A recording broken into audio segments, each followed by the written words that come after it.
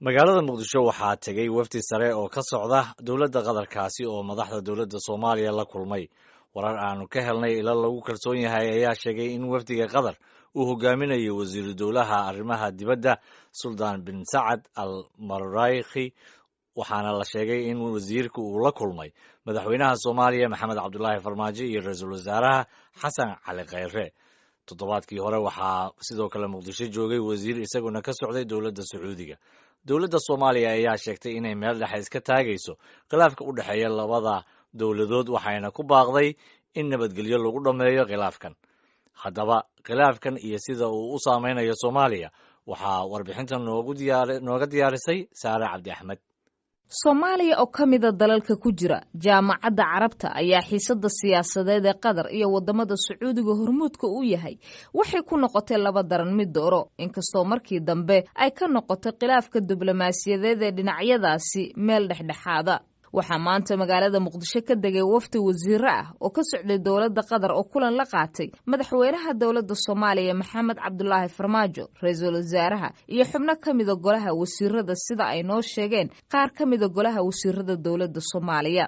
kulankoodaasi waxaa looga hadlay arrimaha khilaafka gobolka iyo godoominta dowladda qatar lagu sameeyey. kulankan oo ahaa midaysa warbaahinta inta badan ka warqabin ayaa waxa uu yimid iyadoo dhowaantan ay jirta hadalhaynta la xiriirta in dowladda soomaaliya ay ku cadaadinayso dowladda sacuudiga inay ka mid noqoto dalalka ku raacay mowqifkeeda ka dhanka ah qatar, haddii kalena ay waayi doonaan ballanqaadyo qarash mucaawino ah oo dowladda soomaaliya sacuudiga ay ka heli lahayd. inkastoo dowladda soomaaliya ay ku adkaysatay misna in ay meel dhexe iska istaagto. haddaba maxay tahay soomaaliya waxa ay ka baqaysa haddii ay dhinac raacdo, gaar ahaana halka dowladaha carabta ay u bateen oo sacuudigu uu hormuudka u yahay. profesor maxamed cumar dalxa oo ka mida baarlamaanka soomaaliya waxa uu ka mid yahay guddiga u qaabilsan arrimaha carabta soomaaliya, muddo badanna waxa uu ka qaybgelayay shirarka carabta iyo soomaaliya. saara soomaaliya wax badan oo iyada ay ka baqaysa ayaa jira. mahmahbaana waxay leedahay ninkii dabku gudkaa dambasna dab buu umalaynaya. soomaaliya 77 dagaalkii lala galay Ethiopia marka la fiiriyo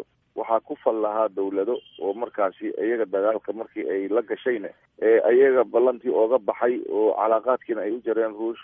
dowladihii wax laga sugayay ee Maraykan ugu horeeyana laga waayay taageeradii laga sugayay. kuwii yirina gal anaga ku taageerayna ay yiraahdeen waa naloo diiday inaan gacan idin siino ama aan dhaqaale ama aan hub idinkugu deeqno. haddana waxaa maanta ka taagan bariga dhexe isxulufaysi oo fara badan oo maanta kan annaga dariskana laha u Yemen ay maanta ku dagaalamayaan xuutiyiin oo Iiraan taageerayso, qolo kale oo iyagana shiiciyi iyo wixii kale iyo madaahib oo ay iskala baxday xataa qaarkood amuuro siyaasadeed amuuro diineed lugaha kula jirta. amuurahaas oo dhan ee saameynta ku leh bariga dhexe iyo dowladaha dariska ah oo qaarkood aan la isku wada fiicnayn oo annagana qaar xiriir wanaagsan naga dhexeeya ee carabi ay leeyihiin oo Turkiya iyo Iiraan ay ka mid tahay. oo maanta haddii arrimahan annaga aan qayb ka noqono mid waliba culeyskeeda siyaasadeed iyo dhibaatada amniyeed annaga ayna saameynayso, ayaa dowladda Soomaaliyeed waxaa la gudboon maradiisa geed ma daartadii la sheegi jiray inaan mabda'eenaasi dhexdhexaadnimada aan ku adkaysano. xiriirka dowladda qatar ee soomaaliya ayaa ahaa mid soo fiicnaanaya waayadan. waxaa dad badan ay u arkaan in xubno miisaan kule dowladda soomaaliya ay saldhig u noqdeen in xiriirkaasi uu soo wanaagsanaado, iyaga oo si gaara xiriir ula leh aawadeed. soomaaliya inaysan ku degdegin qaadashada tallaabada sacuudiga iyo xulafadiisana taasi waxaa la sheegayaa in ay door weyn ku lahayd. sidaasoy tahay xubnaha wafdiga dowladda qatar ee booqday magaalada muqdisho maanta ma la dhihi karaa ayaga laftooda waxa ay ka doonayaan dowladda soomaaliya inay ka daadejiyaan aragtidooda ah inay taageerto sida Turkiga oo kale.